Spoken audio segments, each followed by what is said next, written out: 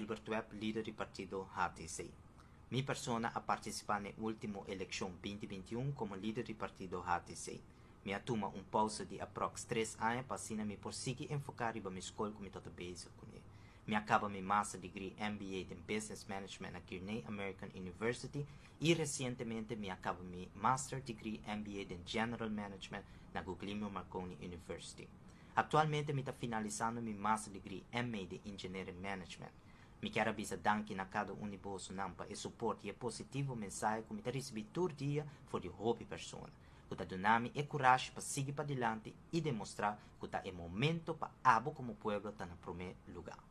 Depois da última eleição, há uma oportunidade para cada partido que adrenta governo e parlamento para demonstrar ao pueblo o qual não a permitir se não lo cumpre com esse ou não. HTC te ainda está para duro que o pueblo merece melhor. E está é momento que o mestre põe o pueblo central e prioridade. Mi persona Gilbert Webb lo participa na eleição 2025 e HTC está clara, prioridade está o pueblo. Não porta sina que tem outra prioridade na hora poni na primeiro lugar. E o pueblo está sigue sofre. Aruba uma nos turta junto pagando imposto contínuo da mira que o roupa costa laga de desejar. Direito do pueblo está agora trapar.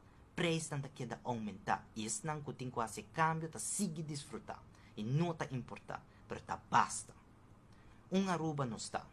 Desejo nos turtim. Está para riba Aruba para dilante. E para nos turta parte de cambio de verdade. Para que conseguir sofrer?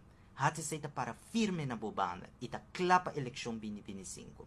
HTC seu desejo principal está para criar mais pilar econômico novo, onde que cria roupa cupo de trabalho, roupa mais entrada para o país Aruba, que barra e peso que tem no pueblo atualmente, que tem roupa e renda jogar. Nós temos para aliviar, dando-nos a oportunidade, nós também solucionar o problema que tem atual. Aruba que nós por assim roupa costa positivo e puxa para dilante, da rende de palavra neste governar. E HTC está clapa tá na bobana e dando o pueblo progressar. Campanha a começar. Não laga não ganhava mais.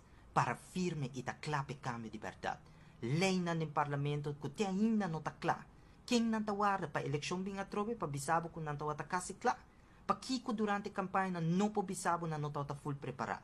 Tá basta que ganhamento e hala bana laga partido que tá clapa demonstrar.